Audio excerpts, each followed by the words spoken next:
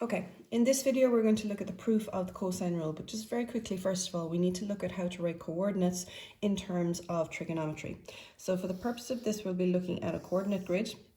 We'll be looking at a point here, and we know that the angle that this line here makes with the x-axis, we have our x-axis and our y-axis, is theta. Now for the purpose of this, we'll call this the distance A. Now, in order to get the coordinates of this point, we look at it as a right angle triangle. We need to get the x-coordinate and the y-coordinate. The x-coordinate will be the distance that the point is away from the origin in terms of the x-axis. The y-coordinate will be the distance the point is away from the origin in terms of the y-axis. So what we need to do is we need to get x and y in terms of theta and a.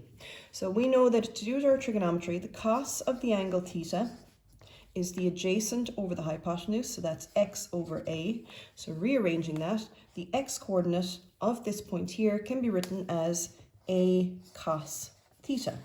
Similarly, the sine of the angle theta is the opposite over the hypotenuse, so that's y over a, and again multiplying across by a, so getting isolating the y is equal to a sine theta. So therefore the coordinates of this point here are going to be a cos theta, comma, a sine theta. And that's going to be very important in terms of understanding where the basics for the proof of the cosine rule comes from. So that's our coordinate geometry in terms of trigonometry. So we'll go straight into the proof of the cosine rule now. So remember, the cosine rule is based on oblique triangles, so non-right angle triangles. So the diagram that you draw for it is a non-right angle triangle.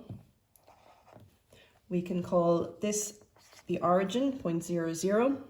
We have our angle A here. Remember, the side A is going to be directly opposite the angle A. We have our B, we have our C. The coordinates of this point P here, if this distance here at the bottom is C, then we have C comma 0 because it's on the x-axis. And using our trigonometry from before, if we have an angle A and a side B here, the coordinates of this point are B cos A for the x-coordinate, B sine A for the y-coordinate. So that's our starting diagram. We should understand now where that comes from. So remember, the cosine rule is looking at the distance, that the length of the line A, all right? So we have, one of the ways that we've looked at doing that in coordinate geometry in junior cert is the distance between 2 points. So remember, the distance between 2 points, that we call this point Q here, the distance from P to Q is the square root of x2 minus x1 to be squared plus y2 minus y1 to be squared. So let's fill it in based on our coordinates here. So we'll call P the point x1, y1. We'll call point Q the point x2, y2. So first of all, the distance from P to Q, so that is A, is equal to the square root of x2 minus x1 is B cos A minus C to be squared, plus y2 minus y1 is B sine A minus 0 to be squared. Now the first thing we need to look at is we don't want, in the cosine rule, remember, it's a squared equals b squared plus c squared minus 2bc cos A. We don't want a single a and we don't want the square root, so if we square both sides, that eliminates that. So a squared is equal to, the other thing I'm going to do is multiply out this bracket here. So you can use the array method to multiply that out, or remember, square the first, square the last, multiply and double to find the middle term. So we have b squared cos squared A minus 2bc cos A plus c squared there. And then because we have a 0 here, we're just squaring this one. That's b squared sine squared A. All right.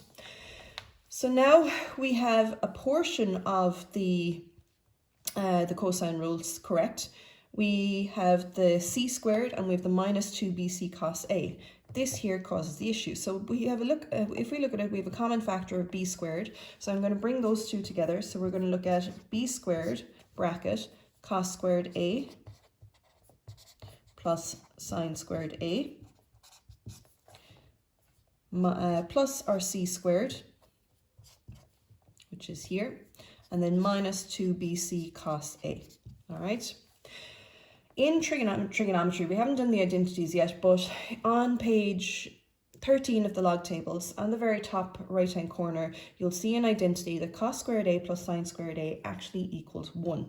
So therefore, we have a squared equals b squared multiplied by 1, which is b squared, plus c squared minus 2bc cos a, which is our cosine rule. Now this will make more sense when we look at the trigonometric identities. So just for the moment, just learn that cos squared a plus sine squared a does equal 1. All right, we'll go through this in this afternoon's lesson, but if you have any questions, make sure and ask me then. Thank you.